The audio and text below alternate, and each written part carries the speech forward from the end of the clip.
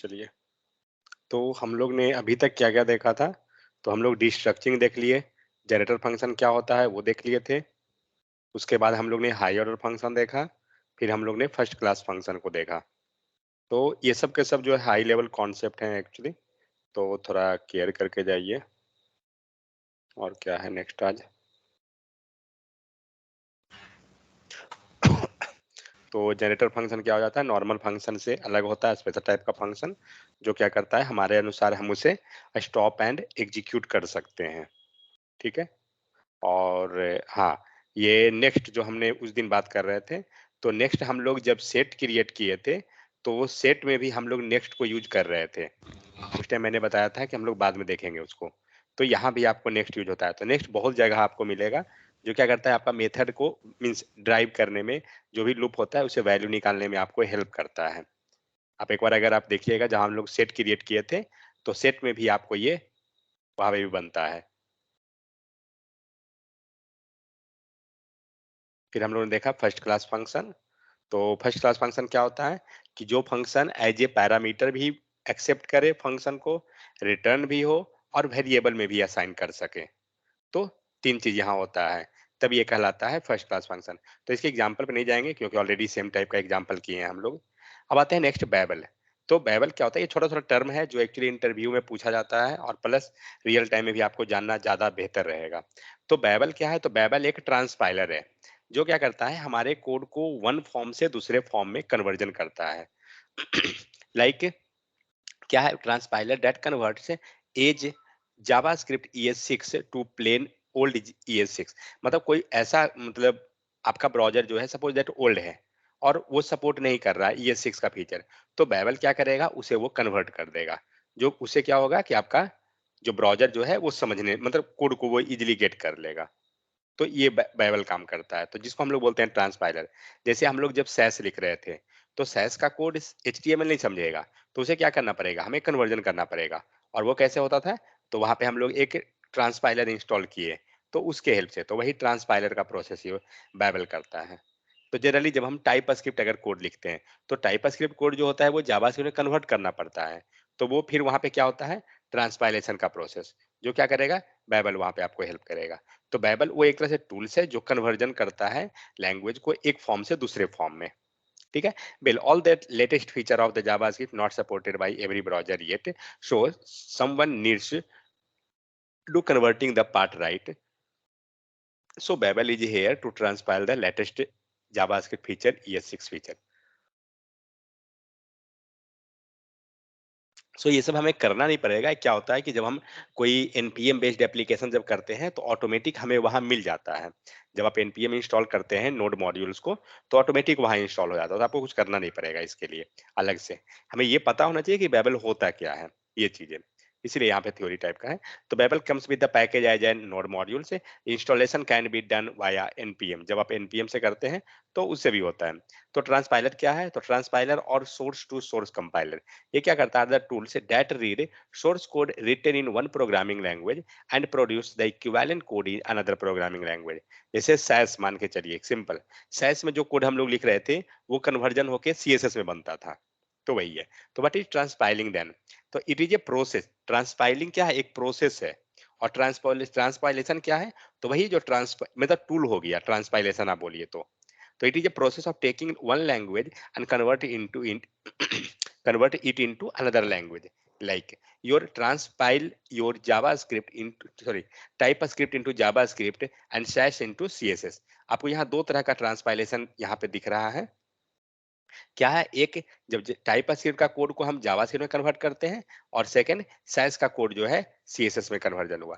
तो जनरली हम लोग करते क्या है? हम लोग एक एक्सटेंशन इंस्टॉल करते हैं, कोई भी इंस्टॉलेशन कर लेते हैं, और वो क्या करता है? हमारा फॉर्म कोड को कन्वर्ट करता है। मान लीजिए कि आपने एक TS का फाइल बनाया, 1.ts फाइल हो गया। अब यहाँ पे एक कोड लिख लीजिए। मान लीजिए हम लोग एक फंक्शन बना लेते हैं।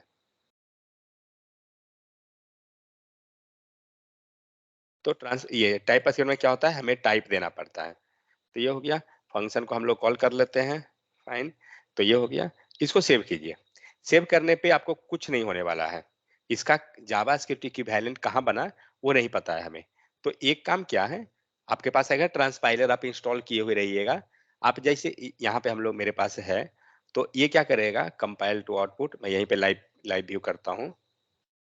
तो ये क्या करेगा, इधर का जो फाइल है, आप यहाँ देख सकते हैं आपका कोड कन्वर्ट हो गया जावास्क्रिप्ट के फॉर्म में।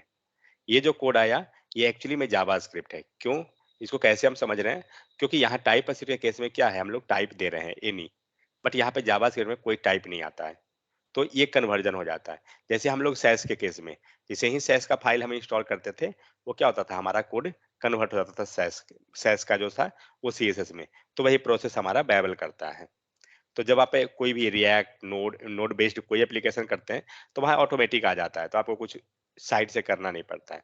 तो what is difference between compiling and transpilation? तो कंपाइलेशन मीन्स क्या होता है, convert one language to another at lower abstraction level like Java to byte code. मतलब कंपाइलेशन क्या करता है, आपका कोड को एक फॉर्म से दूसरे फॉर्म में कर रहा है, लेकिन लोअर डाउन कर रहा है। और ट्रांसपाइलिंग क्या होता है, तो कन्वर्ट करता है one language to another language के फॉर्म में डेटा को, one language to another language में। लाइक टाइपसी का कोड जावास्क्रिप्ट में गया, या सैस का कोड सीएसएस में गया, तो ये ट्रांसपाइलेशन हुआ। और ये हमारा क्या होता है, कंपाइलेशन होता है। तो छोटा छोटा टर्म है। नेक्स्ट है व्हाट इज शैडोइंग। तो यहाँ पे ये बहुत इंपॉर्टेंट टॉपिक है, व्हाट इज शैडोइंग का। यहाँ पे हमारा कितना डाला हुआ है इसमें, गार्बेज कलेक्टर, शैडो ज्यादा नहीं है, ओके। तो शैडो क्या होता है, वन सेकेंड। कभी कभी ये क्वेश्चन पूछा जाता है इंटरव्यू के टाइम में भी, प्रोडक्ट बेस्ड कंपनी वगैरह में तो आपको पूछ ही लेगी ये सब चीज क्वेश्चन। 3.js। तो शैडोइंग क्या होता है कि कोई भी वेरिएबल हमने अगर ग्लोबल में बनाया और लोकल स्कोप में, तो मान के चलिए आपका एक ब्लॉक स्कोप बन गया, और यहाँ पे आपने कोई वेरिएबल बनाया, लेट ए इक्वल टू 10, ठीक है, एक वेरिएबल बन गया। अब इसी वेरिएबल को हम लोकल स्कोप में बना रहे हैं, लेट ए इक्वल टू 10, ठीक है, और इसको अब एक्सेस करते हैं, तो वेरिएबल सेम रखना है, अब वैल्यू चेंज कर सकते हैं, कोई इशू नहीं है। अब आप इसको एक्सेस कीजिए, ए को, ए को, ठीक है। तो इसी को बोला जाता है शैडोइंग। मतलब क्या हुआ, कोई वेरिएबल हम लोग उसको ग्लोबल में बना रहे हैं, डिक्लेयर किए, और सेम वेरिएबल हमारा इंटरनल लोकल में भी अवेलेबल है, तो ये आपको कहलाएगा शैडोइंग। इस कोड को हम लोग रन करते हैं।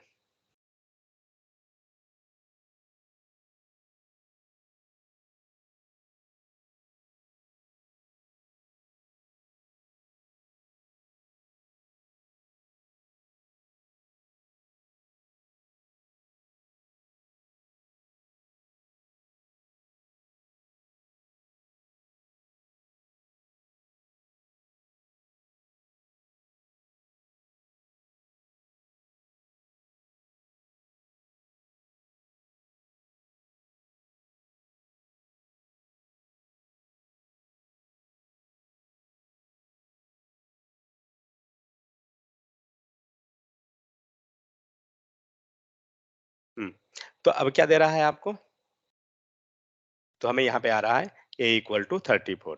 मतलब क्या हुआ कि हमने सेम वेरिएबल बाहर डिक्लेयर किया, उसी वेरिएबल को अंदर में भी डिक्लेयर किया, तो ये कहलाता है शैडोइंग। शैडोइंग मतलब क्या होता है, एक तरह से शैडो जनरेट करना।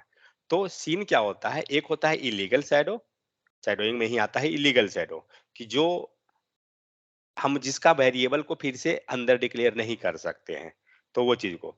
तो variable in the local scope shadow the same name variable in the outer scope. जो हमारा वेरिएबल लोकल में है वही आउटर स्कोप में है, but due to the fact that let and const is blocked scope, a different memory space is created for let and const variable. तो होता क्या है कि लेट एंड कॉन्स्ट ये सब ब्लॉक स्कोप होने के कारण, और वार जो होता है वो नॉर्मल हम लोग लेके चलते हैं कि ग्लोबल स्कोप है, तो लेट एंड कॉन्स्ट जो ब्लॉक स्कोप होती है, तो उसके कारण क्या होता है कि जब उसको मेमोरी एलोकेट होता है, तो इसे सेपरेट एलोकेशन होता है ईच टाइम। मीन जब जितना ही वेरिएबल बना, उसको एक सेपरेट स्टैटिक मेमोरी एलोकेट किया जाता है। तो लेकिन क्या है इसमें, but same variable is over written in case of the var. लेकिन अगर आप वार लेते हैं, तो वार के केस में क्या करेगा, जो पीछे वेरिएबल बना है ना, वही ओवर राइट हो जाएगा, ठीक है। This phenomena is known as the shadowing.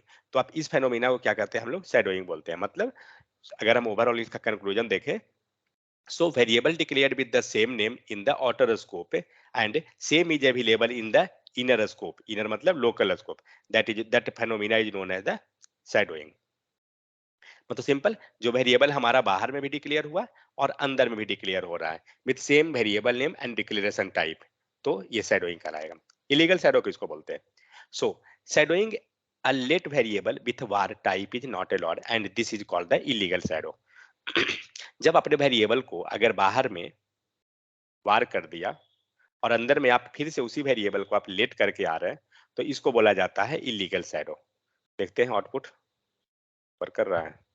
अच्छा वर्क कर रहा है, कोई इशू नहीं है। लेकिन ये क्या कहलाएगा? तो ये कहलाएगा इलीगल शैडो। मतलब जब हम उसी वेरिएबल को लेट से डिक्लेयर कर चुके हैं बाहर में और अंदर में अगर हम वार ले रहे हैं, लेट लीजिए और अंदर में वार लीजिए, अब नहीं वर्क करेगा। ठीक है, एरर आ गया क्योंकि ये अंदर में। एरर क्यों आया? क्योंकि हमारा जो लेट वेरिएबल है वो ब्लॉक स्कोप हो जाता है, उसको हम रीडिक्लेयर नहीं कर सकते हैं, तो इसीलिए तो ये इलीगल शैडो होता है। तो इलीगल शैडो लेट के केस में जब आप वार लीजिएगा बाहर में, अगर अगर आपने बाहर में वार ले लिया तब तो कोई इशू ही नहीं है, और अंदर में लेट लिया तो भी कोई इशू नहीं देगा। देखिए वर्क वर्क करेगा। लेकिन अगर हमने बाहर में लेट दे दिया और अंदर में बार हमारा वार दिया हुआ है, तो हमारा वही इलीगल शैडो हो जाएगा। ये इलीगल शैडो नहीं है, इलीगल शैडो आपका ये वाला है।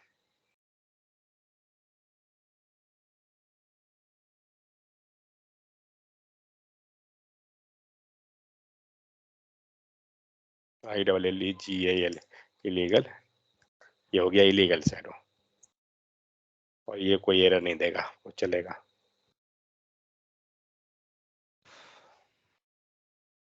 आप लिख सकते हैं नो एरर। ठीक है, इसमें कोई एरर नहीं रहेगा यहाँ पे। तो इलीगल शैडो में क्या हुआ कि जब हमारा लेट से बनता है वेरिएबल, तो हम इनर स्कोप में जाके वार नहीं कर सकते हैं। ये इलीगल शैडो क्यों? क्योंकि लेट जो होता है वो क्या होता है? ब्लॉक स्कोप वेरिएबल, जिसे हम रीडिक्लेयर नहीं कर सकते हैं।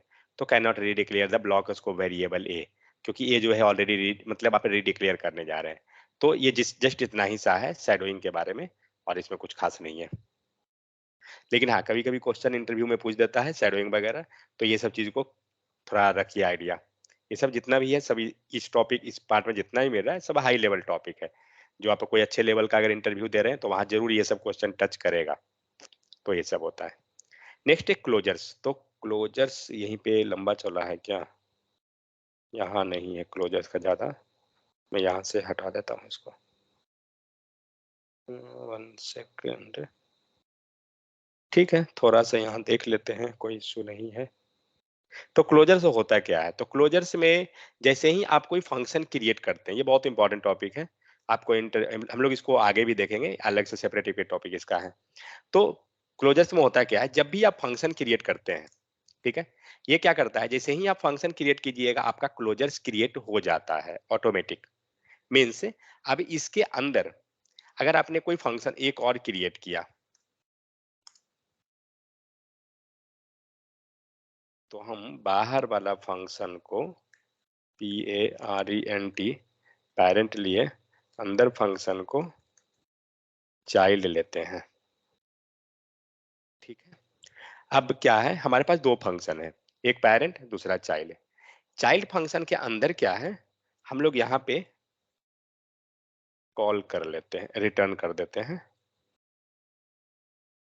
Return child.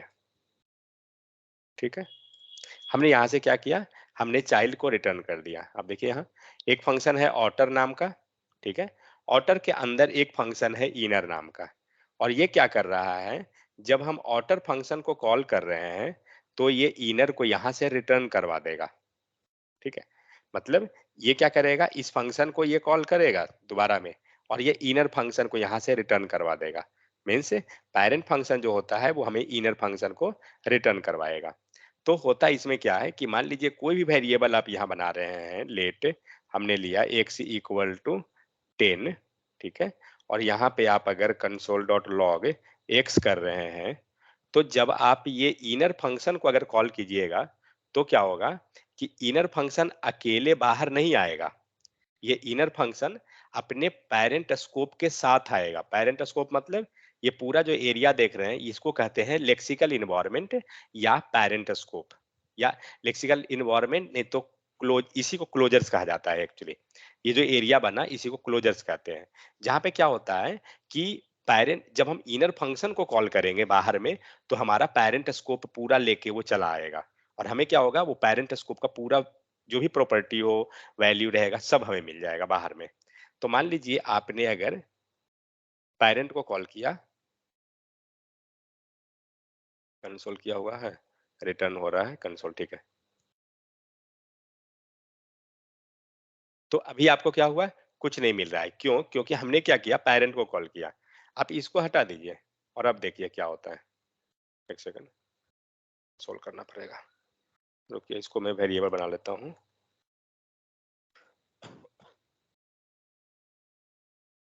Console dot log response. अब क्या हुआ, जब आपने बाहर एक मतलब बाहर जो मेन जो हमारा पेरेंट फंक्शन है, इसको जब हम लोग अगर कॉल कर रहे हैं, तो हमने फंक्शन कॉल नहीं किया, हमने पूरा फंक्शन को ही लिया है। तो इस कारण से हमारा पूरा ये फंक्शन आ गया। अब क्या करते हैं, तो हम इसको फंक्शन कॉल करते हैं। फाइन, फंक्शन कॉल हुआ, तो फंक्शन कॉल हुआ तो ये पूरा फंक्शन हमारा आएगा। अब क्या होगा कि इसके अंदर प्रॉपर्टी क्या है, तो इसके अंदर तो प्रिंट करने के लिए कुछ नहीं है, हमें इस फंक्शन को कॉल करना है, चाइल्ड वाले को। तो हम लोग क्या करेंगे, अभी आपको क्या हो गया, अभी आप देख सकते हैं पूरा का पूरा अंदर का फंक्शन आपका कॉल हुआ, ठीक है, क्योंकि हमारा कोड क्या है, हमारा एक बार कॉल हुआ है, ठीक है। अब हमें जब अंदर वाला ये फंक्शन को कॉल करना है, तो हम लोग क्या करेंगे, एक बार इसको और लगा दीजिए, ठीक है। तो आप इसको चाहे तो हटा भी सकते हैं, ऐसे फिलहाल रहने देते हैं, फिर हटाएंगे उसको। हाँ, उसमें हटाना, हटा ही देते हैं, बेहतर है।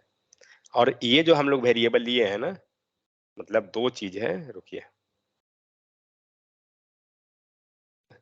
ऐसे भी लिख सकते हैं डायरेक्ट। हम्म, तो ये क्या हुआ कि अब आप यहाँ से पेरेंट फंक्शन को कॉल किए हैं, मतलब कॉल दो बार हुआ, दो बार जब कॉल हुआ इट मीन्स एक बार तो ये पेरेंट कॉल हुआ, और फिर जो सेकंड पैरेंथेसिस जो लग गया, इसके कारण ये इनर फंक्शन कॉल हुआ, जो हम लोग पिछले क्लास में पढ़े थे करिंग के बारे में।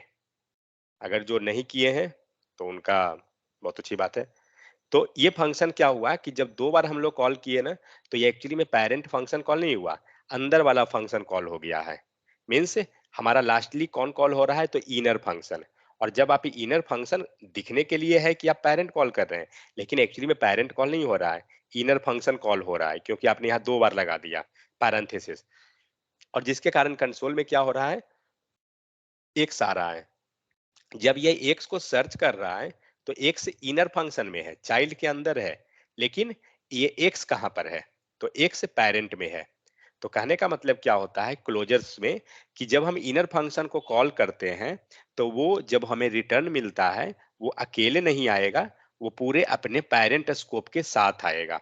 आपको ये जितना ब्लू कलर दिख रहा है, ये पूरा उसका पेरेंट का स्कोप है, पेरेंट का ये प्रॉपर्टी हुआ। जो इनर फंक्शन जब बाहर आएगा, वो पूरा चीज को लेके आएगा। तो यही होता है closures.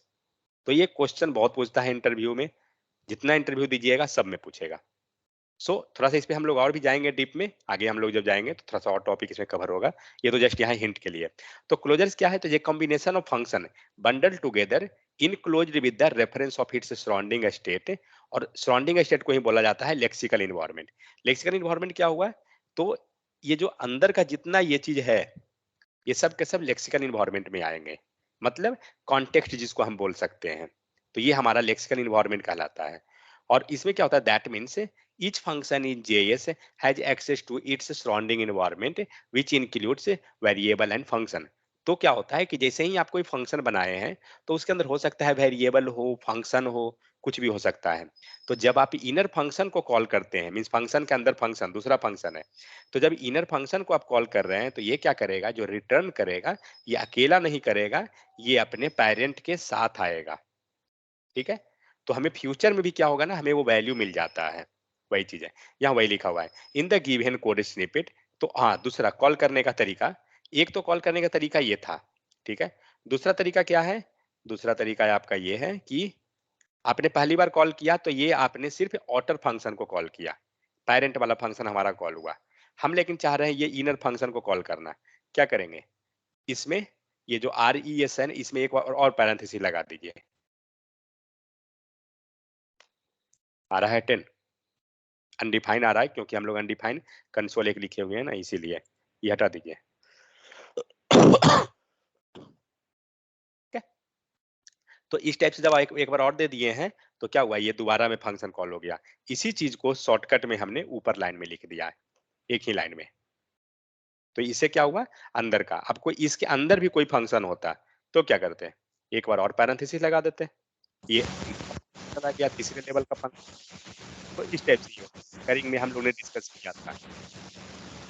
So in the given case, if there is a function named order, ठीक है, which defines a variable a with a value of 10। यहाँ पे क्या है, एक वैल्यू ना, क्या जाहिद पूछना है क्या कुछ? ओके। तो यहाँ पे क्या करेंगे हम लोग, वेरिएबल हमने लिया जिसका हमारा वैल्यू वेरिएबल क्या है, 10 है, और उसको हम लोग अंदर में प्रिंट कर रहे हैं। ठीक है, तो एक्चुअली होता क्या है, जब हमारा फंक्शन कॉल होता है तो कॉल होने के बाद जब उसका हम लोग आगे जाके पढ़ेंगे कि जावास्क्रिप्ट वर्क कैसे करती है, तो वहां पे हम लोग देखेंगे क्या, कि जब ये हमारा ऑटर फंक्शन जो एग्जीक्यूट हुआ था, तो एग्जीक्यूट होने के बाद ये डिस्ट्रॉय हो गया। लेकिन डिस्ट्रॉय होने के बाद भी जब ये इनर फंक्शन कॉल किया है, तो ये आउटर फंक्शन तो डिस्ट्रॉय हो चुका, लेकिन उसके बावजूद भी ये वैल्यू इनर फंक्शन को मिल जा रहा है। ठीक है, मेन यहाँ पर यही सीन है कि जो फंक्शन यहाँ पे आप बना रहे हो, तो जैसे ही एक बार उसका एग्जीक्यूशन कंप्लीट होता है वो गार्बेज कलेक्टर में जाके खत्म हो जाता है। लेकिन यहाँ पे क्या होगा, वो वैल्यू हमें मिल जाएगा, क्योंकि ये क्या कर रहा है, ये बना रहा है क्लोजर्स। ठीक है, और क्लोजर के कारण ही ये अवेलेबल हो जाता है वैल्यू। तो क्लोजर्स मतलब हो गया, इनर फंक्शन को हम कॉल करेंगे, इनर फंक्शन जो हमें आएगा वो ऑटर स्कोप पेरेंट स्कोप के साथ आता है। ठीक है, so the outer which defines a variable a, वही एक्सप्लेनेशन दिया हुआ है, with value of 10 inside the outer function there is another function named inner function. अंदर में इनर फंक्शन है which logs the value of a. So outer function returns the inner function. Outer function क्या कर रहा है, यहाँ पे आपको रिटर्न किया है इनर फंक्शन को। मीन्स जब आप ये ऑटर को कॉल किए हैं, तो ऑटर के अंदर आपको एक रिटर्न कीवर्ड लिखा हुआ है, क्या कर रहा है, बाहर इनर को ले आया। तो फर्स्ट जब आप ऑटर को किए हैं ना, तो ये क्या हुआ, सिर्फ आपको इनर फंक्शन मिला है, क्योंकि आपने यहाँ पे रिटर्न करवाया था इनर को। और जब दोबारा आप एक बार और पैरेंथेसिस लगाए हैं, तब ये फंक्शन आपका कॉल हुआ है। ठीक है, सीन ये हो जाता है। So when the outer double time is executed, it calls the outer function which returns the inner function.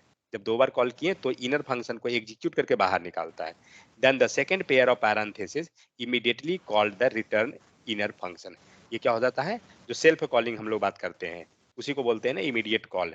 तो ये सेकेंड बार जब आप कर रहे हैं दोबारा, तो इमीडिएट कॉल कर दिया फंक्शन। ठीक है, तो ये दो है जो सेपरेट सेपरेट लिखा हुआ है, ये नहीं कि दोनों सेम है, नहीं।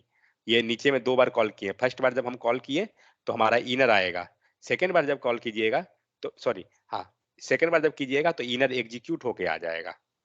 सो since the inner function is a closure, तो इनर फंक्शन जो है क्या है, क्लोजर है, तो क्या करेगा, it maintain access to its a parent scope. तो पैरेंट स्कोप में जो भी चीज रहेगा सब अवेलेबल रहेगा, which includes a variable a। Therefore, when the inner function is invoked during the outer function, it locks the value of a।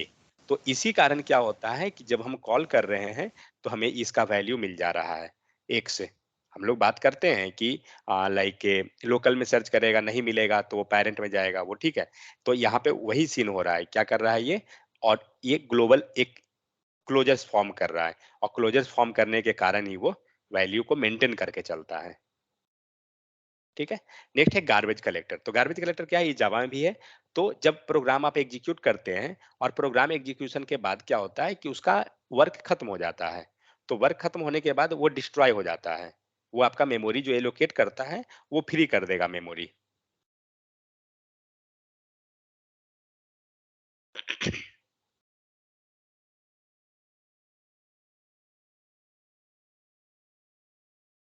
जब भी हमारा कोड एग्जीक्यूट होता है तो कुछ स्टेप से होता है। स्टैक में उसे स्पेस मिलता है, यहाँ पे स्टैक एलोकेट हुआ, स्टैक होने के बाद ये कोड आपका दो भाग में बंटता है।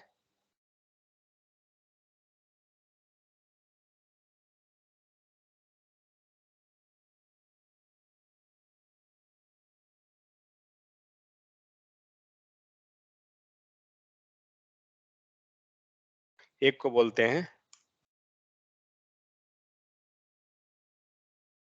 कोड इन्वायरमेंट, एक को बोलते हैं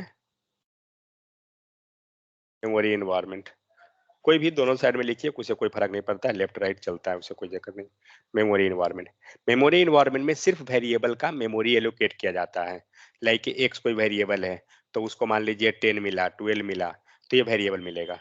कोड इन्वायरमेंट में क्या होगा, कोड का एग्जीक्यूशन होगा। मान लीजिए कोई फंक्शन है या सपोज कोई कंसोल ही है, तो वो यहाँ पे वैल्यू अपना आके एग्जीक्यूट करेगा। और जब ये अपना जो फंक्शन एक था मान लीजिए, वो यहाँ आया एग्जीक्यूट किया, जब एग्जीक्यूशन कंप्लीट हो जाएगा ये डिलीट हो जाएगा। ठीक है, और ये भी क्या होगा, मेमोरी भी उसका डिस्ट्रॉय हो जाएगा, और जो स्टैक में जो जगह मिला था ये भी उसका डिस्ट्रॉय हो जाएगा। क्यों होगा डिस्ट्रॉय, ताकि मेमोरी को वो फ्री करेगा। जब आप लूप चलाए थे और आपका लूप जो है अनलिमिटेड टाइम के लिए जा रहा था, तो आप देखते थे एक लास्ट में एक जाके मेमोरी स्टैक एग्जीक्यूट कुछ एक एरर आता था, क्योंकि आपके ब्राउजर के पास, जावास्क्रिप्ट इंजन के पास अब स्टैक, अब स्पेस है ही नहीं कि आपका कोड को एग्जीक्यूट करे। तो इसीलिए क्या होता है, जो भी कोड एग्जीक्यूशन होता है, कोड एग्जीक्यूशन होने के बाद वो डिलीट हो जाता है हमारे गार्बेज, और वो डिलीट होके कहाँ चला जाता है, तो गार्बेज कलेक्टर। वही ये लिखा हुआ है। तो गार्बेज कलेक्टर क्या है, तो it is a program in the browser JavaScript engine which is responsible for freeing up the memory when are unutilised. जब आप कोई कोड लिखें, कोड का एग्जीक्यूशन कंप्लीट हो गया, कंप्लीट होने के बाद वो क्या करेगा, उस मेमोरी, जो मेमोरी लिया था उसने, वो फ्री कर देगा जावास्क्रिप्ट इंजन उसको, और वही कहलाता है गार्बेज कलेक्शन। तो ये जावा में भी है टॉपिक ये चीज पढ़ने का, यहाँ भी है, बट यहाँ उतना कोई हाई लेवल नहीं है। जस्ट नाम याद रखिए, गार्बेज कलेक्टर क्या होता है कि जैसे ही आपका कोड एग्जीक्यूशन कंप्लीट हो गया, वो डिलीट होके वो खत्म हो जाएगा। जैसे मान लीजिए यहीं पे एक फंक्शन है, कुछ देर के बाद ये फंक्शन कंप्लीट हो जाएगा, तो कंप्लीट होने के बाद क्या करेगा, मेमोरी ये लेके क्या करेगा, कुछ नहीं। तो मेमोरी हमारा रिमूव मतलब फ्री कर देता है, और फिर हम उस मेमोरी को दूसरे के लिए यूज कर लिए, वो गार्बेज कलेक्टर हो जाता है। फंक्शन एक्सप्रेशन, जो हम लोग अभी तक फंक्शन लिख रहे थे, तो हम लोग फंक्शन नेम के हेल्प से लिख रहे थे, मीन्स सॉरी, फंक्शन कीवर्ड के हेल्प से बनाते थे फंक्शन। जो ये फंक्शन हुआ, इसी को हम लोग नेम्ड वेरिएबल में बना, मतलब वेरिएबल फंक्शन ही बना सकते हैं। ऑलरेडी हम लोग पहले देखे भी हैं। तो फंक्शन जो होता है उसी को हम लोग क्या किए, यहाँ पे हमने ए नाम का हमारा फंक्शन था, उसने हमने वेरिएबल बना दिया, तो इसको बोलते हैं नेम्ड फंक्शन। ये कोई बड़ा टॉपिक नहीं है, बट छोटा छोटा, लेकिन हाँ रिएक्ट वगैरह और ये सब में जनरली जो हम लोग फंक्शनल कंपोनेंट, या इवन एंगुलर में भी हम लोग फंक्शनल मीन्स नेम्ड वेरिएबल के ही वेरिएबल फंक्शन जैसा बनाते हैं, तो ऐसा ही बनता है वो, कि आपने उसको वेरिएबल दे दिया और पूरा का पूरा फंक्शन वो उस पे रिप्रेजेंट हो गया। ठीक है, नेम्ड फंक्शन। तो यहाँ पे मान लीजिए एक से लिए, और यहाँ पे एक फंक्शन ऑटोमेटिक यहाँ भी है, तो इसको बोलते हैं नेम्ड फंक्शन। जहाँ पे क्या हो रहा है, फंक्शन भी है, उसको वेरिएबल में भी असाइन किया गया है।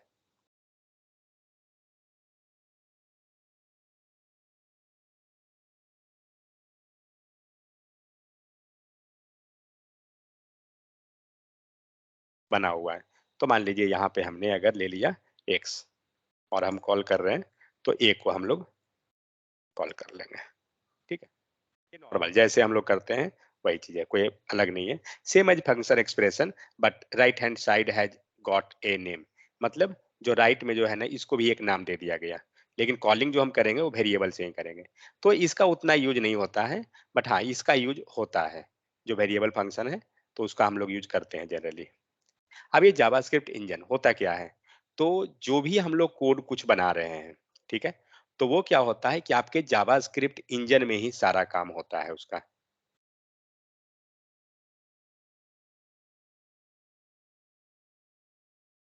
मान लीजिए यहाँ पे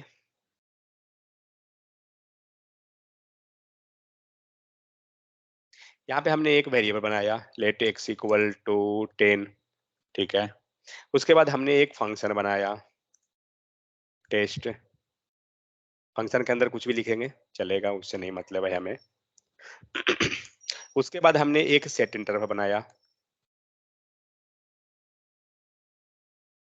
ठीक है, सेट इंटरवल में मैंने कुछ कोड लिख दिया, और यहाँ पे कंसोल डॉट लॉग कर दिया, हेलो।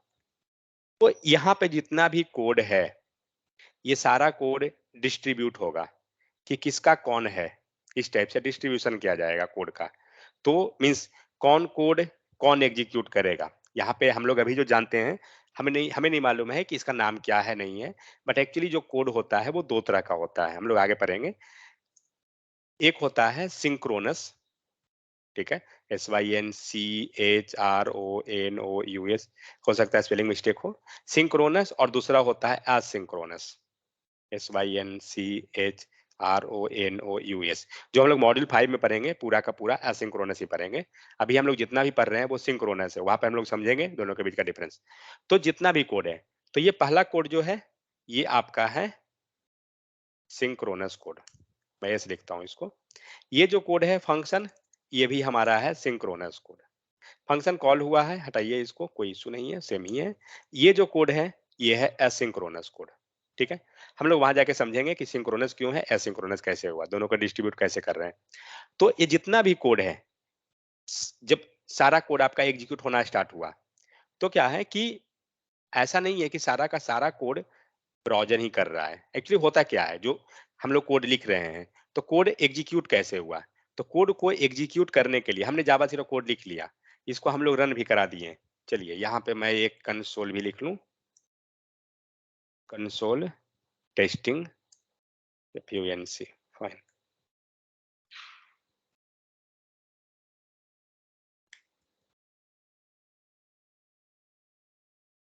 ठीक है, टेस्टिंग फंक्शन हो गया, एक्स वेरिएबल है, फाइन।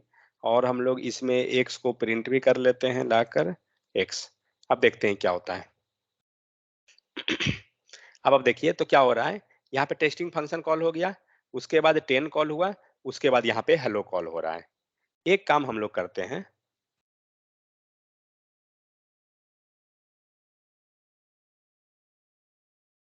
X है ना, यहाँ पे कॉमा एक्स को मैं प्लस प्लस कर देता हूँ। अब ये एक्स हमारा इंक्रीज होगा, हो रहा है इंक्रीज, फाइन।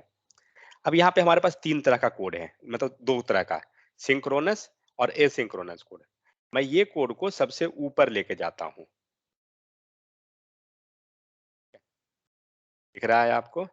एक कोड यहाँ हुआ, यहाँ पे एक और मैं लाइन लिखता हूँ, स्टार्ट, ठीक है? यहाँ पे हमारा एक कोड हुआ 1, ये रहा नंबर 2, और ये फंक्शन का हो गया नंबर 3, एंड यहाँ पे यहाँ पे हम क्या हो रहा है, यहाँ पे हमारा एक कोड है एंड, ठीक है? ये रहा नंबर 4, नंबर 4। अब देखिए क्या होगा, इसका कोड का फ्लो देखते हैं कि कौन कोड कब एग्जीक्यूट किया। तो यहाँ पे मैं कॉमा दे के दे देता हूँ 1, ये तो हमारा वो है, और ये यहीं पे ले लेते हैं 3, और कुछ है, हाँ है तो 4, ठीक है? देखते हैं किसका एग्जीक्यूशन कब हुआ। अब देखिए 1 का एग्जीक्यूशन हुआ, 3 का एग्जीक्यूशन हुआ, 4 का एग्जीक्यूशन हुआ, और उसके बाद ये 2 का एग्जीक्यूशन हो रहा है। समझ में आया? सीन ये हो रहा है, मीन्स कोड आपका सीक्वेंस में लिखा हुआ है। हम लोग ये पढ़े हैं कि जावास्क्रिप्ट सीक्वेंस में काम करती है, लेकिन सीक्वेंस में काम नहीं कर रही है। ये क्या की, फर्स्ट कोड एग्जीक्यूट की, थर्ड कोड एग्जीक्यूट की, फोर्थ कोड को एग्जीक्यूट की, लेकिन सेकंड कोड को इसने नीचे डाल दिया, पूरा का पूरा। दिख रहा है? कारण क्या है? क्योंकि ये जो काम हो रहा है, और ये डिसाइड किसने किया कि कोड एग्जीक्यूट करना है, कैसे होना है, तो ये सारा काम जो होता है वो जावास्क्रिप्ट इंजन करती है, ठीक है? जावास्क्रिप्ट इंजन, या उसी को हम लोग बोलते हैं जावास्क्रिप्ट रन टाइम इन्वायरमेंट। तो ये होता क्या है इसमें, कि जब आपका कोड आपके पास है, तो वो कोड डिवाइड होता है कि वो कोड किस भाग में जाएगा। तो 2 चीज़ होता है, जो सिंक्रोनस कोड है, मान लीजिए जो कंसोल वगैरह ये सब लिखा हुआ है, या फंक्शन लिखा हुआ है, तो ये सब के सब कोड जो होते हैं वो जावास्क्रिप्ट इंजन एग्जीक्यूट करते हैं, ठीक है? मतलब सिंक्रोनस कोड, हम लोग इसको और डीप में पढ़ेंगे, मॉड्यूल 5 में हमें मिलेगा, यहाँ थोड़ा सा ओवरव्यू चल रहा है सिर्फ। तो सिंक्रोनस कोड को कौन करेगा, तो जेएस इंजन एग्जीक्यूट करता है, ENGINE, जा सिंक्रोनस कोड को जेएस इंजन। और जो एसिंक्रोनस जो कोड होता है, ये सब टॉपिक को जरा अच्छे से समझिएगा, क्योंकि इंटरव्यू में बहुत ही हेल्प करेगा आपको। तो एसिंक्रोनस कोड जो होता है इसको करता है ब्राउज़र, ठीक है? एसिंक्रोनस कोड जो भी रहेगा वो ब्राउज़र के पास चला जाएगा और ब्राउज़र उसको एग्ज़ीक्यूट करेगा। उसके लिए जावास्क्रिप्ट इंजन रिस्पॉन्सिबल नहीं है। लेकिन होता क्या है, कोड चलता कैसे है? तो जब आपका कोड ये डिसाइड हुआ कि हमारा 2 प्रकार का कोड है, ये क्या होगा? पेंट है, मैं थोड़ा-सा जाऊँगा, ज़्यादा नहीं इसमें। तो ये हो गया, यहाँ पे आपका स्टैक रहा, स्टैक के अंदर आपका मेमोरी में एलोकेट किया गया सारे को। एलोकेशन होने के बाद क्या हो रहा है, तो यहाँ पे हो गया ब्राउज़र, ठीक है? और यहाँ पे हम लोग, मैं ब्राउज़र इधर बना देता हूँ, ये रहा हमारा ब्राउज़र।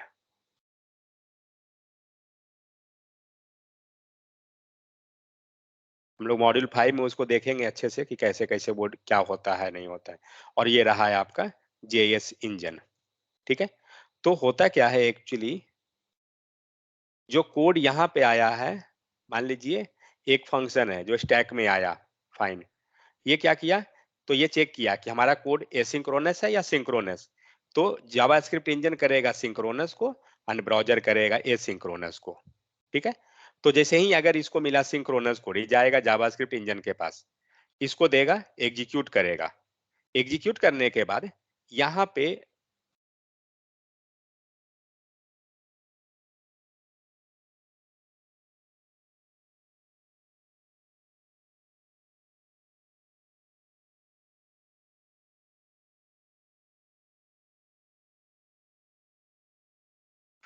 तो ये इसने क्या किया, कोड को एग्जीक्यूट किया। कोड एग्जीक्यूट करने के बाद जावास्क्रिप्ट इंजन क्या करता है, कोड को वापस से स्टैक में डाल देगा, ताकि इसने कंपाइल किया, एग्जीक्यूट किया, स्टैक में डाल दिया, ताकि आप अपना प्रोसेस आगे प्रोसीड कीजिए। तो जैसे ही स्टैक में डालेगा, हमारा आउटपुट यहाँ प्रिंट हो जाएगा।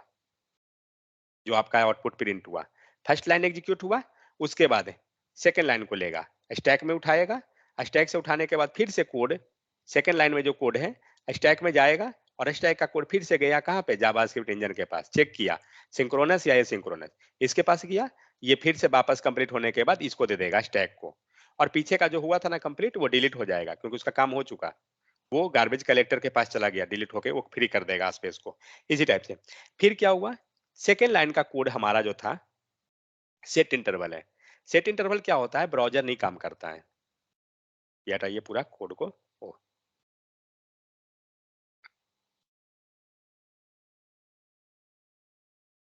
जो हम लोग एसिंक्रोनस कोड जो था, एसिंक्रोनस का कोड का जो काम होता है वो जावास्क्रिप्ट इंजन नहीं करेगा, उस कोड का काम ब्राउज़र करेगा। मतलब जो भी एसिंक्रोनस कोड रहेगा वो मिल जाएगा ब्राउज़र को, और ब्राउज़र क्या करेगा, वो कोड को लेगा। तो यहाँ पे आ गया सेट इंटरवल का कोड, ठीक है? सेट इंटरवल, टाइम आउट, ये सब जितना भी कोड होता है असिंक्रोनस, तो ये कोड जाएगा सेट इंटरवल ब्राउज़र के पास। ब्राउज़र क्या करेगा, एग्जीक्यूट कर देगा। ब्राउज़र एग्जीक्यूट करने के बाद जैसे जावास्क्रिप्ट इंजन कोड को डायरेक्ट इसमें प्लेस कर रहा था, एसिंक्रोनस प्लेस नहीं करेगा उस टाइप से। इसको क्या करना होगा, वेट करना पड़ेगा। यहाँ पे एक चीज बनता है, ये जो सेक्शन हम लोग बनाए हैं, ये डायग्राम, ये आपका है कॉलबैक क्यू, इसको बोलते हैं कॉलबैक क्यू। ये ऊपर वाला कॉलबैक क्यू हुआ, और ये जो नीचे है इसको बोलते हैं micro task Q, Q U E U ई, स्पेलिंग शायद थोड़ा मिस्टेक लगता है। ये रहा है आपका माइक्रो टास्क क्यू, ठीक है? और ये जो मैंने जो स्टार बनाया है, ये है एक्चुअली में आपका इवेंट लूप, इसको कहते हैं इवेंट लूप, ठीक है? तो नीचे वाला को इवेंट लूप मत समझ लीजिएगा, ये स्टार वाला इवेंट लूप है, ठीक है? तो अब क्या होगा, जो ब्राउज़र के पास कोड गया, ये चेक किया एसिंक्रोनस है, फाइन। इसका मतलब ये कोड को लाके और ये प्लेस कर देगा या तो माइक्रो टास्क क्यू में या कॉलबैक क्यू में।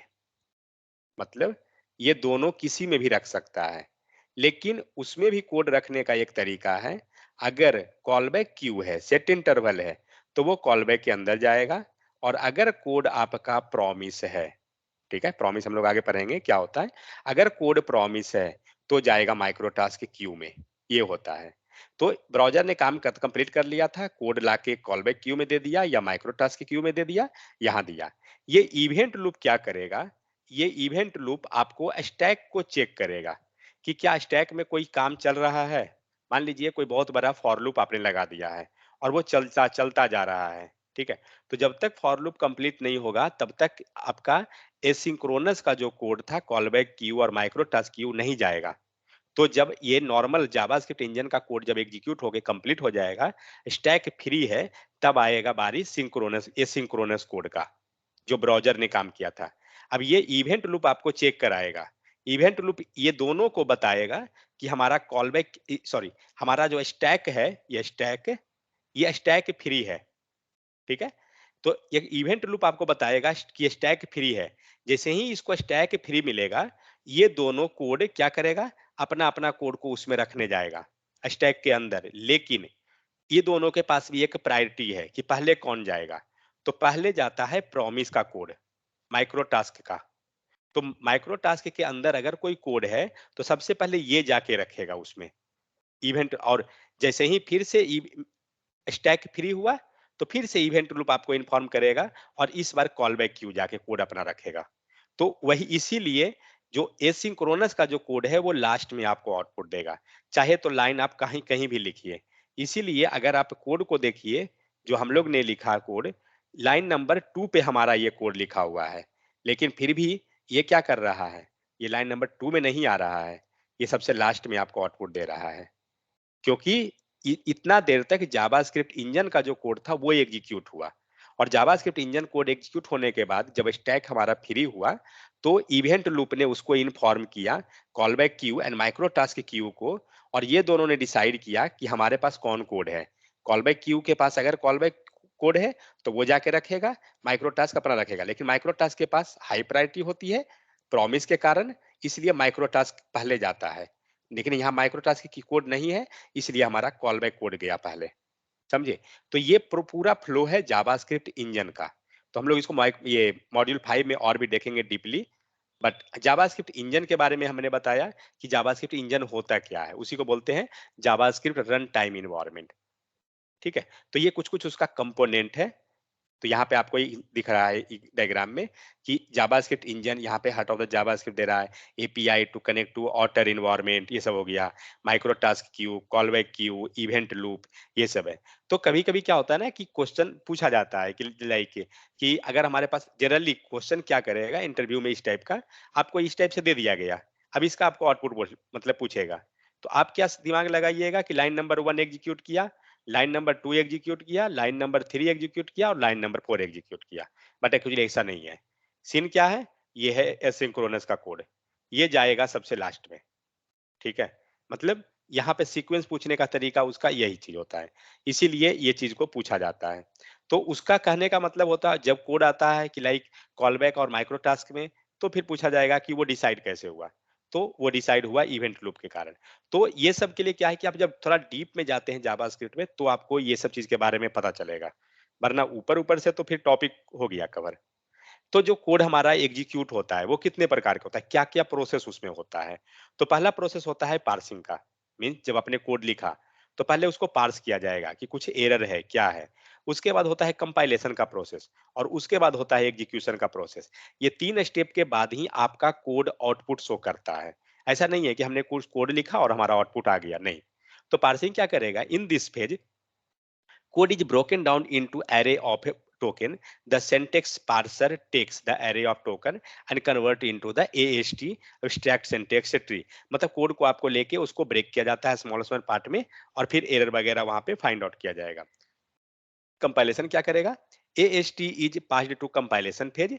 Implementation of JavaScript engine decide whether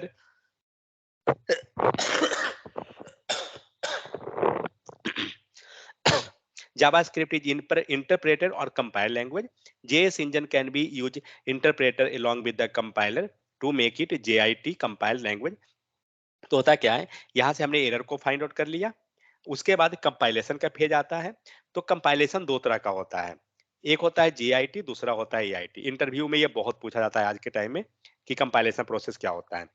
तो JIT AOT, तो JIT जो होता है वो हमारा लोकल में होता है, जिसको बोलते हैं generating machine code during the run time. इसको आप लिख सकते हैं यहाँ पे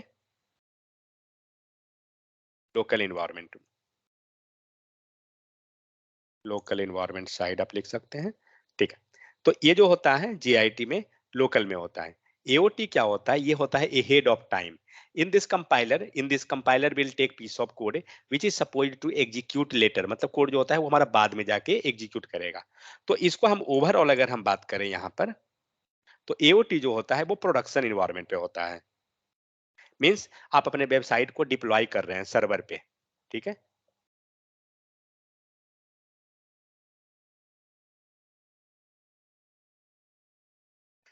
जो मैं येलो किया हूँ ये एनफ है, इसी समझ में आ जाएगा। तो ये क्या होता है? Production, PRODU। तो ये प्रोडक्शन इन्वायरमेंट में होता है। तो प्रोडक्शन इन्वायरमेंट में होता क्या है और लोकल में, जब आप लोकल में कोई कोड रखते हैं तो वहाँ बहुत सारा फाइल और फिर इमेजेस ये सब सब बड़े बड़े साइज का रहते हैं। लेकिन जब आप प्रोडक्शन पे गए हैं उसको लेकर, तो हमें वो छोटा करना पड़ेगा। तो वो क्या होता है, वो एओटी कंपाइलर क्या करेगा, जब आप रिएक्ट या मॉड्यूल या कोई भी एंगुलर जो नोड मॉड्यूल्स के हेल्प से हम एप्लीकेशन बनाते हैं, वो एप्लीकेशन क्या करता है, हमारे बिल्ड साइज को हमें कंपाइल करता है। हमारा एप्लीकेशन जो है ना एक बिल्ड होता है, और बिल्ड होने पे क्या होगा, हमारा फाइल साइज जो एप्लीकेशन का है वो रिड्यूस हो जाता है। मीन्स प्रोडक्शन पे आपका फाइल साइज मैक्सिमम 4 से 5 MB में कन्वर्ट हो जाएगा, बट लोकल में वही एप्लीकेशन आपका 25 MB हो सकता है। तो बहुत सारा इलीगल जो हमारा यूज में हमारे पास नहीं है, वो सब फाइल भी हमारा होता है। तो जब आप एओटी करते हैं कंपाइलेशन, तो वो सारा फाइल को कंप्रेस हो जाता है, ऑटोमेटिक वो कंप्रेस हो जाएगा। और कंप्रेस होने के कारण क्या है, ये प्रोडक्शन इन्वायरमेंट में हम उसको यूज करते हैं। सेकंड चीज क्या है, इसका जो फाइल साइज जो होगा, इसके केस में फाइल साइज जो होगा, इसको आप कह सकते हैं लेस फाइल साइज। यहाँ पे आपको फाइल साइज जो मिलेगा ना वो लेस हो जाएगा। लेस हम इसलिए कर रहे हैं क्योंकि प्रोडक्शन पे हमें वो फास्ट रन कराना है, मीन्स फाइल को कम रखना है। दोनों में से फास्ट कौन होगा? तो फास्ट जीआईटी होगा, क्योंकि हमारा लोकल में है। एओटी जो है हमारा प्रोडक्शन इन्वायरमेंट पे है, जो हम लाइव किए हुए हैं। मान लीजिए आप नेटलीफाई पे डिप्लॉय करते हैं वेबसाइट को, तो प्रोडक्शन इन्वायरमेंट हो गया, जिसको हम लोग बोलते हैं कि हमारा डिप्लॉय हो गया वेबसाइट। तो उस केस में क्या होता है, एओटी काम करता है। आपको एओटी में बिल्ड करना है अपने प्रोजेक्ट को, और इसमें जीआईटी में करते हैं। तो जीआईटी में क्या होता है, फाइल साइज बहुत रहता है। यहाँ पे बहुत सारा फाइल अवेलेबल रहेगा जो यूजलेस फाइल होता है। तो यहाँ पे फाइल साइज आप बोल सकते हैं मोर फाइल साइज, ठीक है। और एओटी में वो रिड्यूस हो जाएगा। तो इंटरव्यू में ये क्वेश्चन पूछता है कि जीआईटी एओटी क्या होता है, ठीक है, कंपाइलेशन फेज को। नेक्स्ट यहाँ पे हम लोग ऑलरेडी मैप फिल्टर रेडियस, ये सिर्फ इसलिए रखा हुआ है क्योंकि ये बहुत इंपॉर्टेंट है, ये तीनों का तीन, ठीक है। जितना भी इंटरव्यू का क्वेश्चन आपको बनता है खास करके कोडिंग का, वो यही तीन पे सबसे ज्यादा बन जाता है, समझ गए। तो इसको एक बार अच्छे से देखिएगा। एरे में जो हम लोग मैप देखे थे, तो मैप जनरली करता क्या है, हमें कुछ भी अंदर में मॉडिफिकेशन करना चाहते हैं, तो आप मैप के हेल्प से हम मॉडिफाई करते हैं। फिल्टर क्या करता है कि अंदर में कुछ भी कंडीशन हम पास कराना चाह रहे हैं, टेस्ट पास कर, एक तरह से हमारा कुछ कंडीशन सेटिस्फाई कर रहे हैं, तो आपको फिल्टर काम करता है।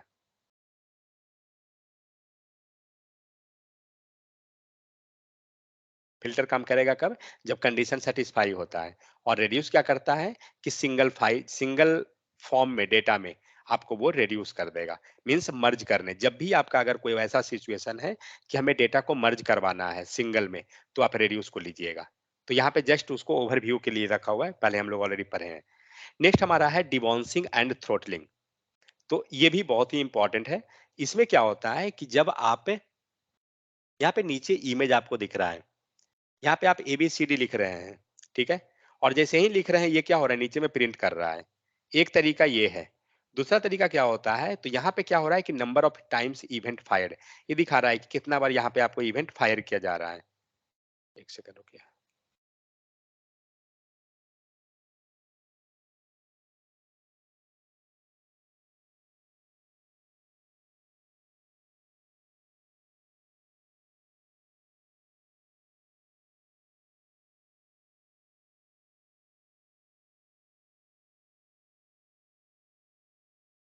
दिवाली आ गया, ग्रेट इंडियन चल रहा है।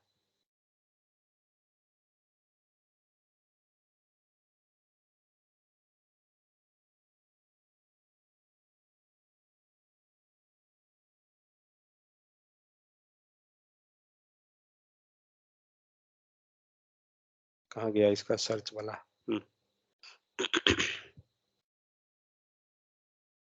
ये बड़ा कैसे होता है? लीजिए, इसमें दिखता ही नहीं है मुझे। देखिए, अरे तुम रुक जाओ। ठीक है। यहाँ पे जैसे ही आप कुछ भी लिखिएगा ना, ये इवेंट को फायर करना स्टार्ट कर देगा।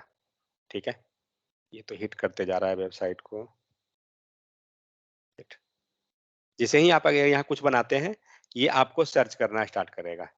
मीन्स ये सर्चिंग नहीं, जैसे ही आप लिखने के बाद आपने इसको क्लिक किया सपोज दैट, या हो सकता है उसके पहले ही ये लोड भी करा दे, पता नहीं चल रहा है, क्योंकि ये तुरंत तुरंत लोड कराया जा रहा है ना, तो हमारा स्पेस कम है।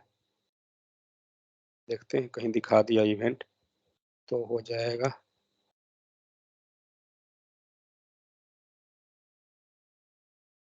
क्या दिए हैं? A S? नहीं, ये तो फिलहाल नहीं लाया था।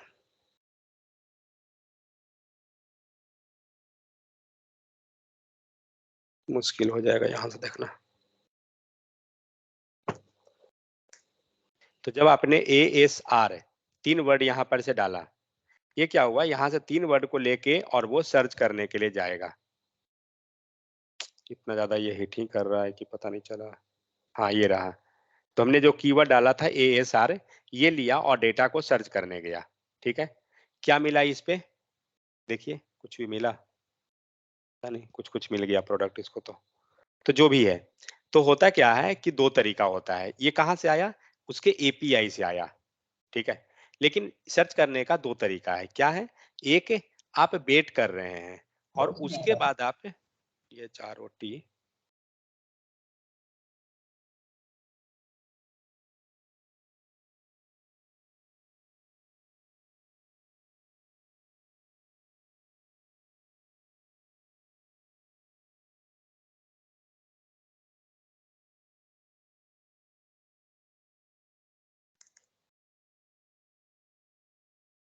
हुँ, अब देखिए, ये इमेज को देखिए, ये इमेज में क्या हो रहा है कि यहाँ पे आप क्या कर रहे हैं? आप यहाँ लिख रहे हैं 1 2 3 4 ऊपर वाला में। लेक नीच हाँ, आप ध्यान देखिएगा। 1 2 3 4 लिखा गया, नहीं आया था, कुछ देर बाद आया। 5 6 8 हुआ, फिर आया। ठीक है? नीचे में क्या हो रहा है? आप लिख रहे हैं और आ रहा है डेटा। इसका मतलब क्या होता है कि ये जो डिबॉन्सिंग और थ्रॉटलिंग है, तो डिबॉन्सिंग क्या करता है कि आप जैसे ही कुछ सर्च करते हैं और जैसे ही आपने इनपुट फील्ड में लिखा, वो एपीआई को हिट कर दिया और डेटा लाने के लिए चला गया। मीन्स हो सकता है आपका वर्ड कंप्लीट भी नहीं हुआ हो और वो डेटा लाने के लिए एपीआई के पास चला भी गया। मान लीजिए यहाँ पे हम लोग एएसआर लिख रहे हैं, सपोज हमने ए लिखा और क्या किया, इसने ए को लेके एपीआई को हिट कर दिया। फिर हमने एस लिखा, ये एस को लिया चला गया, तो हमारा वर्ड कंप्लीट अभी नहीं हुआ है, तो फिर ये जितना बार ये जाएगा आपका वेबसाइट को स्लो कर देगा। ठीक है? अगर कुछ ऐसा सीन हुआ तो होता क्या है कि इस चीज को हम लोग कुछ देर के बाद करवाते हैं। मीन्स हम कुछ देर वेट कराते हैं, लाइक 1 सेकंड, मिली सेकंड, मतलब 1 से 2 मिली सेकंड वेट कराते हैं कि हम जितना भी वर्ड लिखे हैं 1 से 2 मिली सेकंड के अंदर, वो सारा वर्ड को लेके जाके सर्च करें। ठीक है? फिर क्या होगा? फिर आपने कुछ इसमें लिखा, अब ये पूरा वर्ड को फिर से लेके जाएगा एपीआई पे सर्च करने के लिए। तो इसको बोलते हैं डिबॉन्सिंग। मतलब जो डेटा जो जा रहा था सर्च करने, वो एक बार नहीं गया। आप इस इमेज को देखिए, आपको यहाँ से कहाँ गया? हाँ, ये इमेज, तो ये क्या कर रहा है? फर्स्ट इमेज को देखिएगा, रुकिए, सेकंड को छोड़िए। हाँ, जो डिबाउंस हो रहा है, 1 2 3 4 लिखा, कुछ देर बाद डेटा आया। 5 6 8 लिखा, कुछ देर बाद गया, मतलब कुछ डिले किया गया है। तो डिबाउंसिंग यही करता है कि जो हम डेटा सेंड करेंगे, हम उसको होल्ड करेंगे कुछ सेकंड के लिए। तो उसके बाद जितना डेटा है सबको लेके जाओ। उससे क्या होगा बेनिफिट, कि आपका वेबसाइट स्लो नहीं होगा और एपीआई को बार-बार हिट नहीं किया जाएगा। तो ये होता है डिबाउंसिंग का टेक्निक। दूसरा टेक्निक जो हमारा है, यहाँ पे थ्योरी लिखा हुआ है कि क्या है, जैसे ट्रैफिक लाइट का यहाँ पे थ्योरी दिया हुआ है। क्या है? Debouncing is like a traffic light cop mapping the flow of event, जहाँ पे हमारा इवेंट का फ्लो हो रहा है। It ensure that a function is executing only after a certain period of inactivity, मतलब कुछ सेकंड के बाद ही इवेंट को हम कॉल कराएंगे, प्रिवेंटिंग रैपिड और अननेसेसरली कॉल।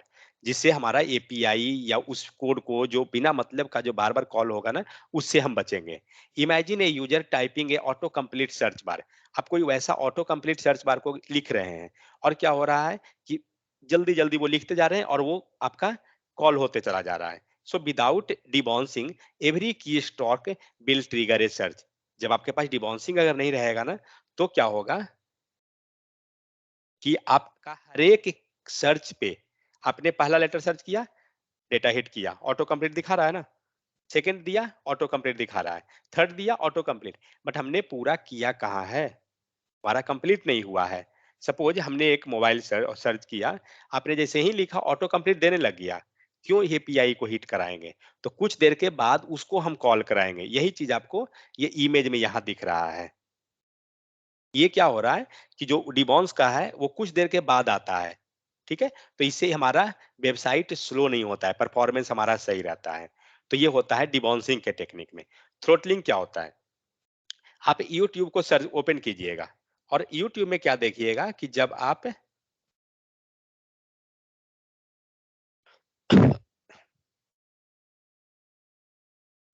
या यहाँ पर ही, यहाँ पे उतना शायद नहीं दिखेगा, मैं दिखाने का ट्राई करता हूँ, बट यूट्यूब पे आपको दिखेगा। जब आप इसको स्क्रॉल कर रहे हैं, आपके पास डेटा कितना है, ये स्क्रॉल बार इतना दिख रहा है। ठीक है, इसको आप नीचे ले जाइए।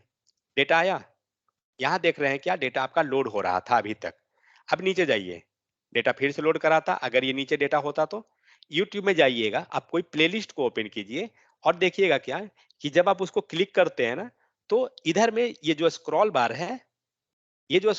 है ये कुछ दूर तक ही जाएगा और जैसे ही नीचे जाइएगा फिर से डेटा आएगा, फिर जाइएगा फिर से डेटा। इसके केस में हो सकता है आएगा। अभी हम जाते हैं नीचे, अभी डेटा हमारा इतना है, नीचे हम पहुंच गए, फिर देखिए डेटा लोड किया। आप देख सकते हैं जैसे जैसे हम नीचे जा रहे हैं डेटा ये लोड कराते जा रहा है, ये स्क्रॉल बार आ रहा है, इसको बोला जाता है थ्रोटलिंग। मतलब आप एक बार अगर इस पेज को लोड कराइए और एकदम सडनली नीचे आइए, डेटा नहीं मिलेगा आपको। एक सेकंड, वापस जाता हूँ, लोड करा के फिर से आता हूँ।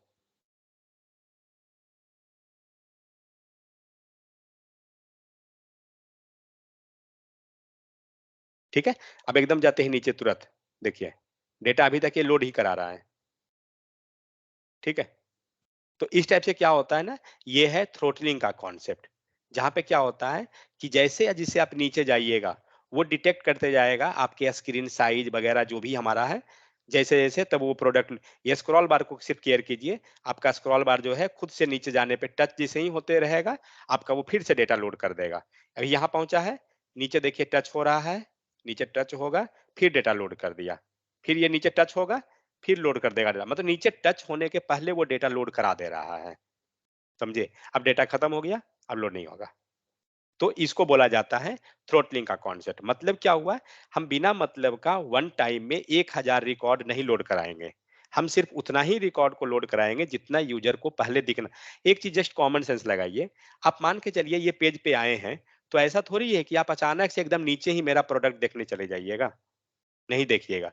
तो हम नीचे का प्रोडक्ट को क्यों लॉन्च लॉन्च कराएँ? मान लीजिए 98 नंबर का प्रोडक्ट है, 97 है, हम क्यों लॉन्च कराएँ पहले?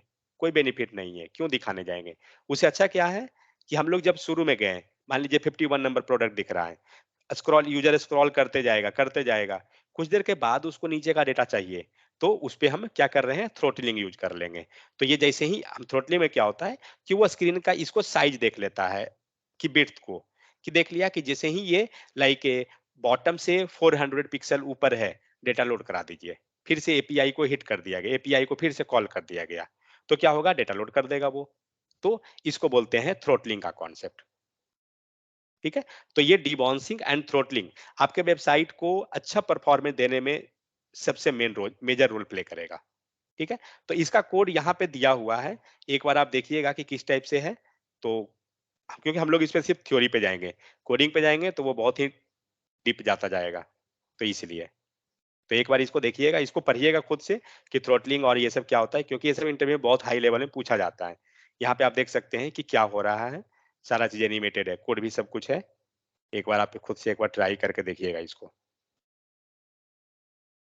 ठीक है? फिर तो है इसको सिंक एंड कहते हैं क्या? डिफेंडर। क्या कर रहे हैं?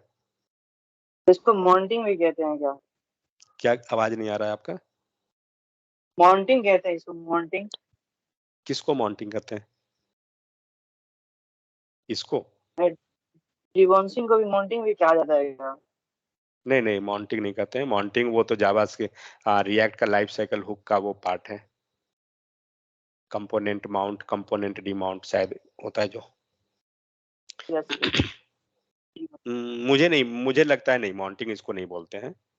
बट एक बार चेक कीजिएगा, शायद हो सकता है, मैं श्योर नहीं हूँ, लेकिन बट मेरे उम्मीद से नहीं, मतलब ऐसा है। ठीक है, तो इसमें और ज्यादा कुछ बचा नहीं है, जस्ट एक से दो टॉपिक और है, जो एसिंक डिफेंडर ये सब है, जो बेसिक बेसिक जो हम लोग यूज करते हैं, एसिंक डिफेंडर पहले से ही कर रहे हैं। और एक है हमारा वेब वर्कर, दैट्स इट। तो वेब वर्कर भी हम लोग थ्योरी पे जाएंगे, ज्यादा इस पे कोडिंग पे नहीं जाएंगे, क्योंकि उतना ज्यादा यूज नहीं करते हैं। बट हाँ, एंगुलर या रिएक्ट आप कोई भी यूज कर रहे हैं तो उसमें वेब वर्कर ऑटोमेटिक वहां रहता है, तो हमें वो करना नहीं पड़ता है। वेब वर्कर क्या होता है कि जब आप पेज को लोड कराते हैं और सर्वर पे पेज लोड होने गया, लेकिन क्या होता है कि डेटा लोड करने में बहुत टाइम लग गया, ठीक है, तो उस केस में क्या होगा, डेटा लोड होने में बहुत टाइम लग जाएगा, तो कुछ देर के बाद देखिएगा क्या कि आपको दिखा देगा कि योर पे अनरेस्पॉन्सिव पेज, कुछ इस टाइप से आपको इशू आ जाएगा। तो एक्चुअली उस इशू से बचने के लिए हम लोग वेब वर्कर को यूज करते हैं। और वेब वर्कर क्या करेगा, आपका जो पेज अनरेस्पॉन्सिव जो शो करेगा ना, उसको ये प्रिवेंट कर देता है। मीन्स ये कुछ अपने हिसाब से वो वर्क करेगा, वेब वर्कर क्रिएट करेगा, और वो पेज को अनरेस्पॉन्सिव होने से बचाएगा। ये बेनिफिट हो जाता है इसमें वेब वर्कर में। तो इंटरव्यू में ये सब पूछता है कभी कभी कि किस टाइप से क्या होता है, मतलब टर्म को जनरली याद होना चाहिए आपको, कि वेब वर्कर क्या होता है, थ्रोटलिंग क्या होती है, डिबॉन्स क्या होती है। तो यही जितना हम लोग पहले पढ़े हैं, लाइक सेट इंटरवल हो गया या जो भी चीज, सब उसी पे कॉन्सेप्ट पे है, कोई नया ही नहीं है, जस्ट नाम नया है। तो एक बार इसको जो है जाकर देखिएगा क्या क्या चीज है। हमने इसको रख दिया है कि ताकि बेसिक एक आइडिया मिल जाएगा, ताकि कभी यूज पड़ा या कुछ भी जरूरत तो उसको कर सकते हैं। बट ये सब बहुत